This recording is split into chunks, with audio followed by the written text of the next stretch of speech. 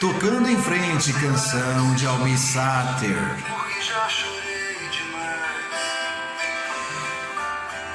Uma história engraçada sobre essa canção é que essa canção de Almir Sater ele fez na casa de Renato Teixeira, quando pegou um violão do filho de Renato que estava encostado e começou a dedilhá-lo. Nesse momento veio em sua cabeça uma melodia e Renato começou a escrever a letra. Também conta Almir que recebeu uma ligação telefônica de Maria Bethânia e ao cantar essa canção para ela, ela escutou e falou: essa música é minha. Então, esse grande clássico da música sertaneja foi gravado primeiro por uma grande cantora da música MPB, que é a Maria Bethânia, e virou um clássico sertanejo. Você sabia disso?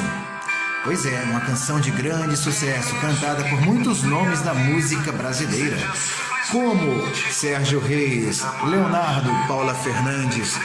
Muitos cantores gravaram e cantam essa canção, que é um clássico sertanejo. Então, na voz de Maria Bethânia, a canção ganhou o prêmio de Canção do Ano na categoria de Melhor Canção da MPB, do Prêmio Sharp de 1991. A música é considerada um clássico da música sertaneja no Brasil e já foi gravada por diversos nomes da música brasileira. Tocando em frente é um clássico que reflete a vida e a história de pessoas como eu e pessoas como você, que vive a música sertaneja no sertão, toma o café, faz as coisas e lembra da música.